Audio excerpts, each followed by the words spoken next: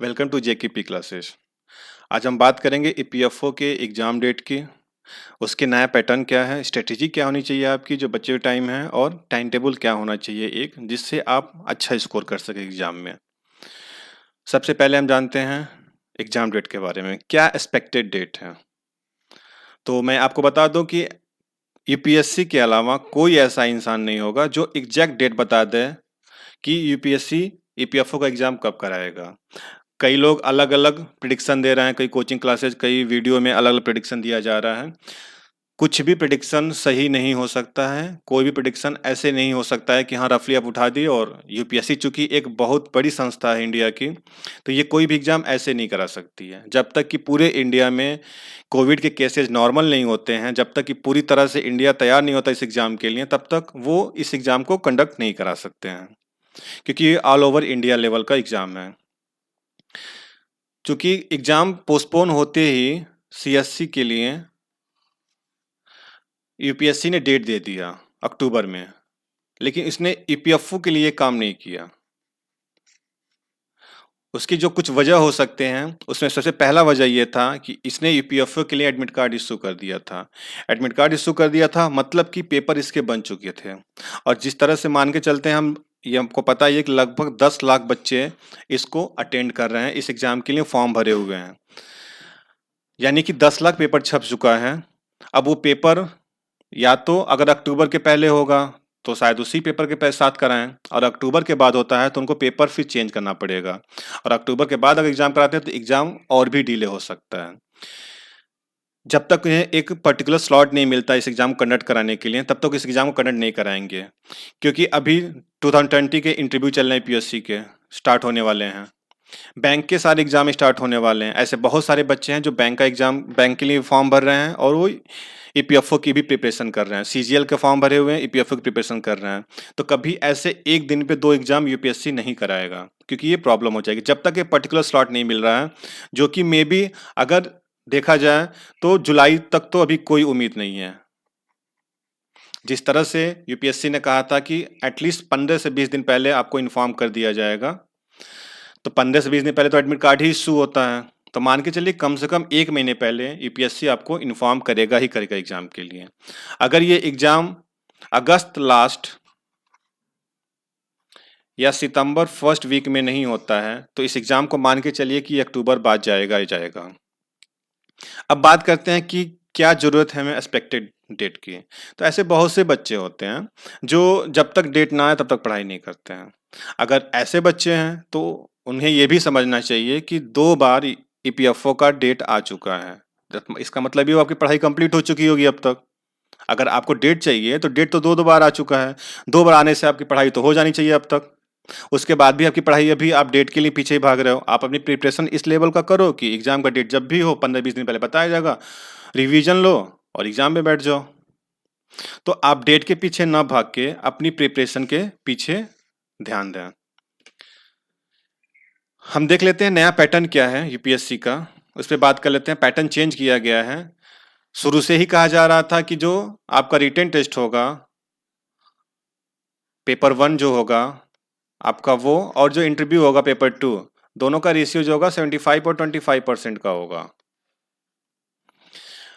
Written test में जो पूरे क्वेश्चन आएंगे वो एक 120 क्वेश्चन आएंगे। टोटल क्वेश्चन जो है 120 क्वेश्चन है, और हर क्वेश्चन पे आपका 2.5 मार्क्स अलॉट होगा। तो ये आपका हो जाएगा 300 मार्क्स। 300 का ये हो जाएगा, 100 का इंटरव्यू हो जाएगा आपका, पर्सनल इंटरव्यू। टोटल मिलके आपका 400 मार्क्स आपका बन जाता है इस एग्जाम के लिए, जिसपे आपका मेरिट बनेगा। 1/4 निगेटिव मार्क्स होगा। अब ये 1/4 मार्क्स नहीं है, 1/4 ऑफ जो आपको मार्क्स अलॉट हो रहे हैं। जैसे एक क्वेश्चन पे 2.5 है तो 1/4 ऑफ 2.5, ये आपका निगेटिव मार्किंग है। जो इंटरव्यू के मार्क्स हैं वो 100 हैं, और जो ओवरऑल टोटल मार्क्स होंगे वो 400 का होगा आपका। बात करते हैं स्ट्रेटेजी की। क्या अब इस एग्जाम के लिए कोई स्ट्रेटेजी होनी चाहिए? तो एक यहाँ पे कोट है, a goal without a plan is just a wish. बिना प्लानिंग के अगर कोई आप गोल रखते हो, तो वो बस एक आपकी इच्छा बन के रह जाती है, बस विश बन के रह जाती है। तो हमारी स्ट्रैटेजी क्या होनी चाहिए इस एग्ज़ाम के लिए? ऐसे बहुत सारे बच्चे हैं, बहुत सारे क्या मैक्सिमम या फिर मान के चलिए सारे बच्चे ही ऐसे हैं, जिनका प्रायोरिटी यूपीएससी नहीं होगा। वो यूपीएससी की माफ़ कीजिएगा, यूपीएससी ईपीएफओ नहीं होगा। वो ईपीएफओ को प्राथमिकता देके तैयारी नहीं कर रहे होंगे, क्योंकि ईपीएफओ 3 साल 4 साल में एक बार वैकेंसी आती है। तो कहीं न कहीं आपकी प्राथमिकता जो है वो किसी और एग्ज़ाम का है और आप इसकी भी तैयारी कर रहे हो। तो सबसे पहले आप डिसाइड करो कि आपकी प्राथमिकता क्या है, आपकी प्रायोरिटी क्या है। जैसे कि आप अगर मान लो बैंक एग्ज़ाम की तैयारी कर रहे हो या फिर एसएससी की तैयारी कर रहे हो और इसके साथ ईपीएफओ को देख रहे हो। तो पहले ये डिसाइड करो कि दोनों में आपकी प्राथमिकता क्या है। दूसरा, आपका प्रिपरेशन कैसा है? इसका मतलब क्या हुआ? आपने ईपीएफओ की अब तक जो प्रिपरेशन की है, इसमें ऐसा कौन-कौन सा टॉपिक है जो आपका तैयार हो गया है? कौन-सी टॉपिक आपकी अभी भी बची हुई है? या इसके साथ जो आप दूसरे एग्ज़ाम की तैयारी कर रहे हैं, उन दोनों में जी एग्ज़ाम एग्ज़ाम की तैयारी कर रहे हैं साथ में वो और ईपीएफओ में, किसका पोर्शन आपका ज़्यादा तैयार है? उसके हिसाब से आप क्या कीजिए, जो आपके दिन भर का टाइम है, उसे आप एलोकेट कीजिए, उसे आप डिवाइड कीजिए। अभी तक की जो आपसे गलतियाँ हुई हैं, उस पे ध्यान दीजिए कि अभी तक मेरी तैयारी कैसी रही है। अब यहाँ पे गलतियों से मतलब क्या है? ऐसे बहुत सारे बच्चे होते हैं जो कहते हैं मेरी इंग्लिश वीक है, मेरी मैथ वीक है और वो कहते ही रहते हैं। आज कहेंगे 6 महीने बाद भी यही बात बोलेंगे, साल भर बाद भी यही बात बोलेंगे। अगर आप 6 महीने बाद भी वही बात बोल रहे हैं, तो पिछले 6 महीने में आपने उसके लिए किया क्या उस सब्जेक्ट के लिए? मतलब कुछ नहीं किया आप, तो फिर आपको फिर उम्मीद भी नहीं करना चाहिए चीज़ों का। अगर कोई मेरा सब्जेक्ट 6 महीने पहले भी वीक था और आज भी वीक है, तो इसमें बस मेरी गलती है और किसी की गलती नहीं है। आपकी लाइफ में जो भी डिस्ट्रैक्शन है, डिस्ट्रैक्शन मतलब फिजिकल हो, मेंटल हो, आप इसके लिए परेशान हो कि कब तक डेट आएगा, कब तक क्या होगा। आप सिलेबस को एक बार पूरा कवर तो करो, एक बार पूरा रिवाइज़ तो करो। अगर एक बार पूरा कवर हो गया है, पूरा रिवाइज़ हो गया है, ये दोनों होने के बाद अब बस मॉक देते रहो, चीज़ों को टच में रहा करो। डेली 2 घंटे निकालो और सारे जो आपके तैयार पोर्शन है, उसको एक बार रिवाइज़ कर लिया करो। अपने आप में विश्वास रखें, कभी अपने आप को अंडर एस्टिमेट ना करें।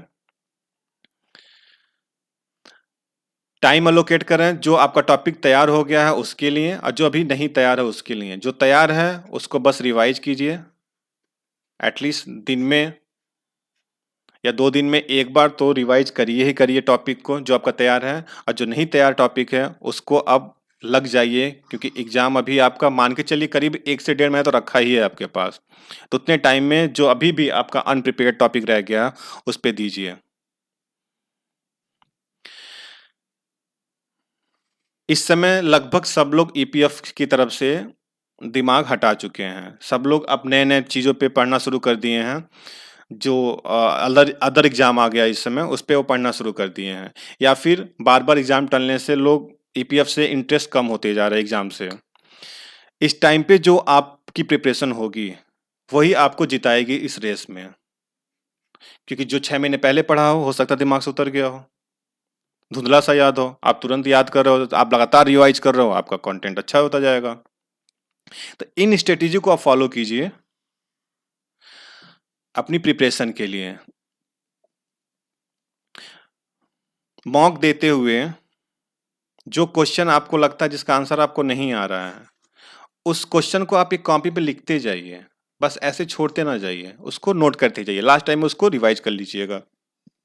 अब आपका टाइम टेबल क्या होना चाहिए?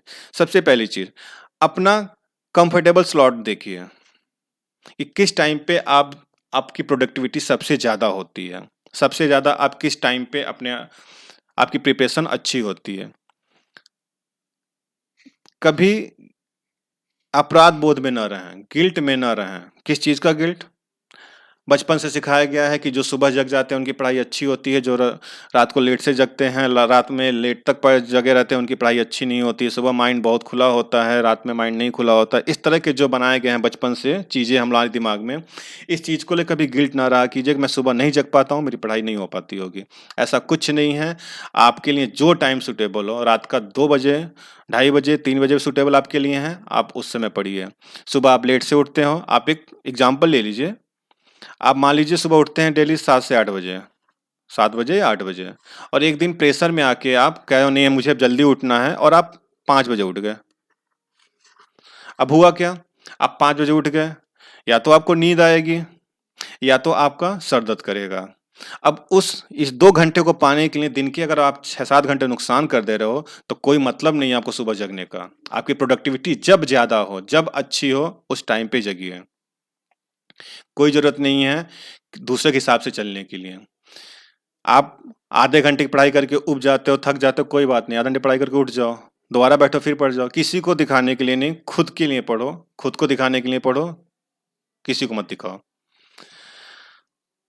आप बाइफरकेट कीजिए कि ऐसे कौन से टॉपिक हैं जो ज़्यादा टाइम लेते हैं और ऐसे कौन से टॉपिक हैं जो कम टाइम लेते हैं।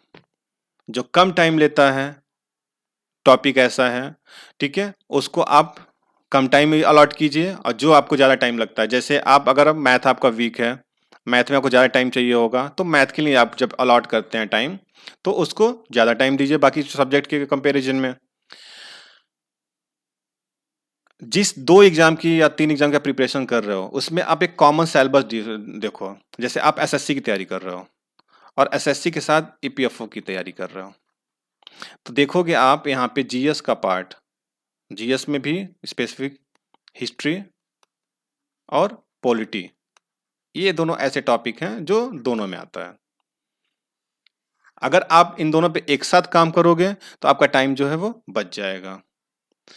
वीकली रिवीजन करते रहिए। अब आते हैं कि टाइम टेबल। मेरे हिसाब से आपका टाइम टेबल है, जितना अच्छा आप बना सकते हो कोई और बना के देगा वो टाइम टेबल नहीं बन सकता है। आप दूसरों से गाइडेंस लीजिए, बट टाइम टेबल अपना खुद बनाइए। आप सुबह का टाइम जब आप फ्री होते हो आप उसके लिए दीजिए। एक सबसे इम्पोर्टेंट चीज़, करंट अफेयर की बात करते हैं। अगर आप प्रिपरेशन में हो, तैयारी में हो, तो आपको कभी ये पूछना ही नहीं चाहिए कि सर कितने साल का करंट अफेयर आता है, कितने दिन का करंट अफेयर आता है। जिस दिन से आपकी प्रिपरेशन शुरू हो, कुछ ना करो, कुछ अलग से ना करो। होता क्या है, आप करंट अफेयर को एज अ सब्जेक्ट ट्रीट करते हो कि ये सब्जेक्ट है। ये सब्जेक्ट तो है ही नहीं ना, इसका नाम ही करंट जो चल रहा है आज, तो उसको रोज चलने दो। आप रोज आधा घंटा, 45 मिनट दिन भर में निकालिए, जिस दिन आप उस दिन की जो करंट अफेयर है वो एक बार तो पढ़ ही लें। आप फिर मंथ में जाके रिवाइज कीजिएगा, एग्जाम आएगा रिवाइज कीजिएगा, बहुत सारे आपके नोट्स आ जाते हैं तब तक, एग्जाम के टाइम तक पढ़ लीजिएगा। मार्केट से एनुअल उठा लीजिएगा बुक, उससे पढ़ लीजिएगा। बट इसको डेली आप, मेरे हिसाब से 30 से 45 मिनट आपको देना ही चाहिए। एक बार न्यूज़पेपर पढ़ना हो न्यूज़पेपर पढ़िए, नहीं न्यूज़पेपर हो पा रहा आपसे, बहुत सारे ऐसे ऐप हैं जो डेली के 15-20 करंट अफेयर ऑनलाइनर दे देते हैं, उसको एक बार पढ़ लीजिए। आप करंट अफेयर को डेली टाइम देंगे, इससे फ़ायदा क्या होगा आपको ना, कभी किसी एग्ज़ाम में आपको ये नहीं सोचना पड़ेगा कितने दिन का आता है। आप जब एग्ज़ाम देने जाओगे, आपका करंट अफेयर तैयार होगा। जब करंट अफेयर तैयार होगा, एग्ज़ाम के टाइम में थोड़ा रिवाइज़ कर लोगे, चीज़ें आपकी हो जाएँगी। कोई दिक्कत नहीं। एग्ज़ाम किसी को नहीं पता कब तक होगा। अब जब डेट आएगी तब तो करंट अफेयर पढ़ना शुरू करोगे नहीं आप। तो करंट अफेयर पे ध्यान देते रहिएगा। मैक्सिमम बच्चे जिनका एग्ज़ाम में नहीं होता उसकी एक वजह होती है करंट अफेयर ही। तैयारी कीजिए लग के, मेहनत कीजिए। अभी समय आपके पास बहुत है ईपीएफ के लिए। Thank you.